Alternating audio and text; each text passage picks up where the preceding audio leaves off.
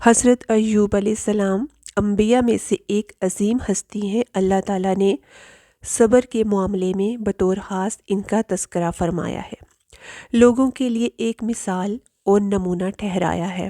آپ کا نسب نامہ یوں ہے: ایوب بن موس بن رازح بن عیس بن اسحاق بن ابراہیم۔ یہ اسحاق علیہ السلام کی نسل میں سے ہیں۔ ابراہیم علیہ السلام کے 2 بیٹے تھے، اسماعیل اور اسحاق علیہ السلام۔ ان کے بعد سب کے سب انبیاء اسحاق علیہ السلام کی نسل سے تھے، سوائے نبی صلی اللہ علیہ وآلہ وسلم کے، جو اکیلے اسماعیل علیہ السلام کی نسل سے ہیں۔ اسحاق علیہ السلام کے بیٹے ہیں یعقوب، انہی کو اسرائیل بھی کہا جاتا ہے۔ اسی نسبت سے بنی اسرائیل کا مطلب ہے یعقوب علیہ السلام کی آل اولاد۔ یعقوب علیہ السلام کے 12 بیٹے تھے، ان کو اسباط کہا جاتا ہے۔ ان کا تذکرہ قرآن میں بھی ہے۔ ایوب علیہ السلام اسحاق علیہ السلام کی اولاد میں سے ہوئے۔ سورۃ انعام 84 میں اللہ تعالیٰ فرماتے ہیں، اور اس کی اولاد میں سے داؤد علیہ السلام اور سلیمان، ایوب اور یوسف اور موسیٰ اور ہارون۔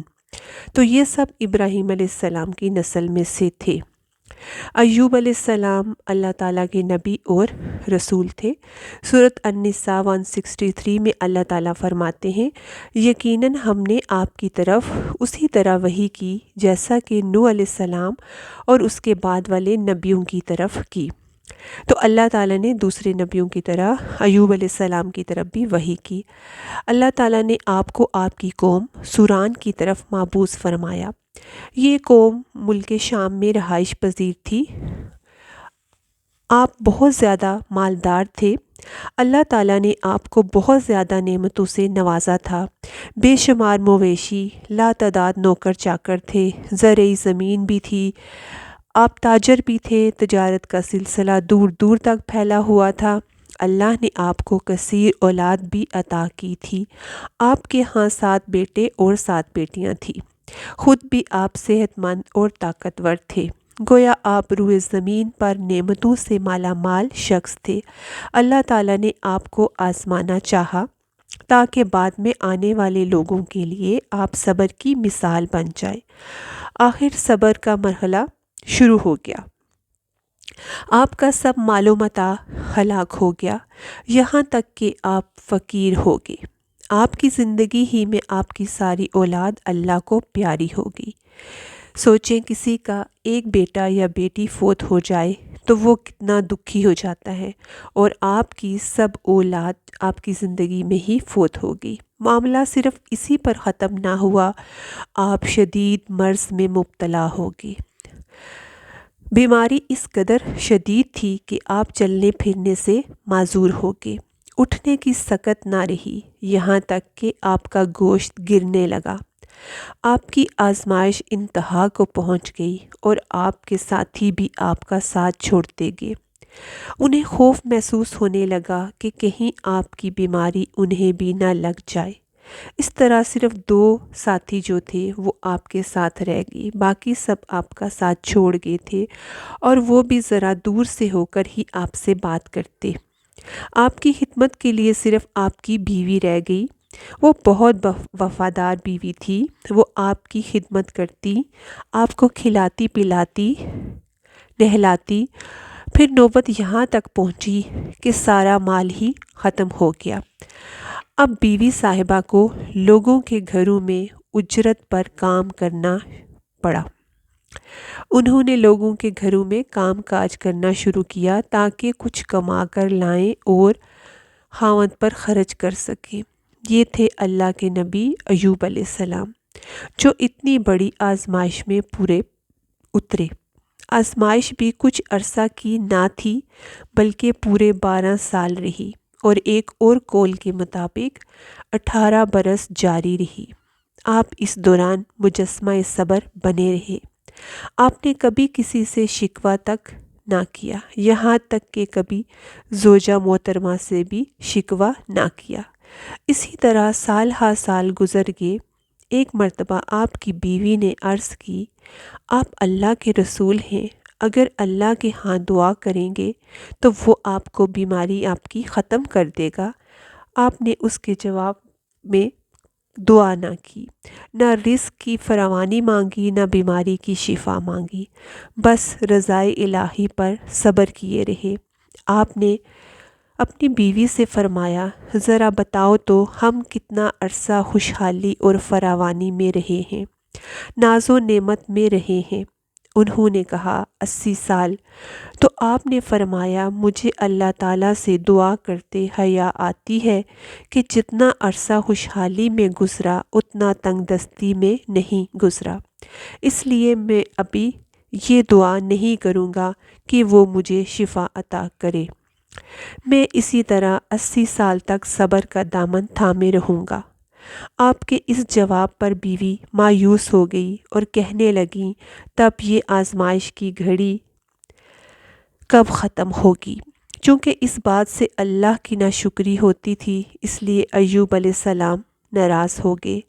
انہوں نے قسم کھائی کہ اگر اللہ تعالیٰ نے مجھے شفا عطا فرمائی تو میں انہیں 100 کوڑے ماروں گا۔ دوسری طرف نوبت یہاں تک آ گئی کہ بستی کے لوگوں نے ایوب علیہ السلام کی بیوی کو کام دینے سے بھی انکار کرنا شروع کر دیا۔ ان کا خیال تھا کہ کہیں ان کے شوہر کی بیماری انہیں بھی نہ لگ جائے۔ تب ایوب علیہ السلام نے ایک چھوٹی سی بات کہی، اس میں بھی کوئی واضح دعا نہ تھی اللہ سے۔ سورۃ انبیاء 83 میں ہے، اور ایوب کی اس حالت کو یاد کرو جب اس نے اپنے پروردگار کو پکارا، ربی انی مسنی الضر وانت ارحم الراحمین، کہ مجھے یہ بیماری لگ گئی ہے اور تو رحم کرنے والوں میں سے سب سے زیادہ رحم کرنے والا ہے۔ آپ نے کوئی واضح دعا نہیں مانگی تھی کہ یا الہی مجھے صحت عطا فرما، تندرستی عطا فرما یا رزق عطا فرما۔ سورہ سعد 41 میں اللہ تعالیٰ فرماتے ہیں، اور ہمارے بندے ایوب کا بھی ذکر کر جب کہ اس نے اپنے رب کو پکارا کہ مجھے شیطان نے رنج اور دکھ پہنچایا ہے۔ گویا آپ نے اس بیماری اور مصیبت کو اللہ تعالیٰ کی طرف منسوب نہیں کیا، بلکہ اللہ کو اس سے مبرہ و پاک ٹھہرایا۔ اللہ تعالیٰ نے اسی وقت آپ کی دعا کو شرف قبولیت نوازا اور اللہ نے ان سے آزمائش کو دور کر دیا۔ سورہ سعد 42 میں ہے، اللہ تعالیٰ فرماتے ہیں کہ اپنا پاؤں زمین پہ مارو، یہ نہانے اور پینے کے لیے ٹھنڈا پانی ہے۔ جب انہوں نے زمین پر پاؤں مارا تو پانی کا چشمہ جاری ہو گیا، اور جب انہوں نے اس پانی سے غسل کیا تو جسم کی بیرونی بیماری ختم ہو گئی، اور جب پانی پیا تو اندرونی حصے کی بھی بیماری ختم ہو گئی۔ اور یہ اللہ کا احسان تھا، وہ بالکل تندرست ہو گئے، ان کی صحت اور توانائی لوٹ آئی، وہ بالکل پہلے جیسے جوان ہو گئے۔ ان کی زوجہ باہر سے واپس آئیں تو بالکل بھی نہ انہیں پہچان سکی۔ ان سے پوچھنے لگی، کیا آپ نے اللہ کے نبی مرض میں مبتلا میرے شوہر کو دیکھا ہے؟ اللہ کی قسم، جب وہ صحت مند تھے تو بالکل آپ جیسے تھے۔ اس پر ایوب علیہ السلام بولے، کیا تم نے مجھے پہچانا نہیں؟ انہوں نے حیران ہو کر پوچھا، آپ کون ہیں؟ تب وہ بولے، میں ایوب ہوں۔ وہ بولی، سبحان اللہ، اس کا مطلب ہے بیماری ختم ہو گئی، اللہ کا احسان ہو گیا۔ اس کے بعد اللہ تعالیٰ نے انہیں اہل و عیال کی نعمتیں بھی لوٹا دی، ان کے مویشی بھی انہیں واپس مل گئے۔ سیدنا عباس فرماتے ہیں کہ اللہ نے صرف انہیں اپنے فضل و کرم سے ہی نہیں نوازا، بلکہ ان کے ساتھ ان کی اہلیہ کو بھی خاص فضل و کرم سے نوازا، اس لیے کہ انہوں نے بھی اس عظیم آزمائش میں صبر کیا تھا۔ اللہ تعالیٰ نے ان کی بھی جوانی کو لوٹا دیا۔ ان سے ایوب علیہ السلام کے ہاں 26 بیٹے بیٹیاں پیدا ہوئے۔ سورۃ انبیاء میں اللہ تعالیٰ فرماتے ہیں، ہم نے اسے اہل و عیال عطا فرمائے اور اپنی خاص مہربانی سے، تاکہ سچے بندوں کے لیے نصیحت ہو۔ مطلب یہ کہ ان کی جوانی، مال و دولت سب لوٹا دیا۔ نبی صلی اللہ علیہ وآلہ وسلم سے روایت ہے، جب ایوب علیہ السلام غسل فرما رہے تھے تو ان پر سونے کی ٹڈیوں کی موسلادھار بارش ہونے لگی۔ یہ سونے کی ٹڈیاں تھیں۔ ایوب علیہ السلام انہیں اپنے کپڑے میں جمع کرنا شروع ہو گئے۔ اس پر اللہ نے فرمایا، اے ایوب، کیا میں نے تجھے مالدار نہیں بنا دیا؟ اس نے نازل ہونے والے مال سے بے پرواہ نہیں بنا دیا؟ ایوب علیہ السلام نے عرض کیا، جی ہاں میرے پروردگار، مگر میں آپ کی رحمت اور برکت سے تو بے پرواہ نہیں ہو سکتا۔ انہیں صحت، مال و دولت، اولاد سب اللہ نے واپس لوٹا دیا۔ یہ سب ان کے صبر کی بدولت تھا جو انہوں نے کیا۔ اللہ نے ان کی اہلیہ پر بھی نرمی کی۔ سورۃ صاد 44 میں ہے کہ اور اپنے ہاتھوں میں تنکوں کا ایک جھاڑو پکڑو، بالکل باریک تنکوں کی ایک جھاڑو لو، اس میں 100 تنکے ہوں، ان کو اکٹھا کر لو۔ اس کے بعد فرمایا، جھاڑو سے اسے مارو اور قسم کے خلاف نہ کرو۔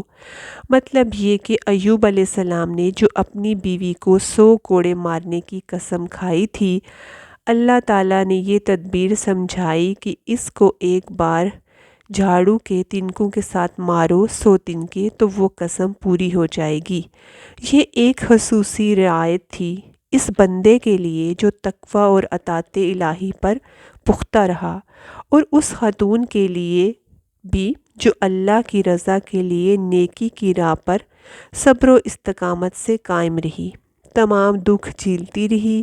اس کے بعد ایوب علیہ السلام روم کے علاقے میں 70 سال زندہ رہے اور دین ابراہیمی پر قائم رہے۔ آپ کی وفات کے بعد لوگوں نے دین میں تبدیلیاں کر لی۔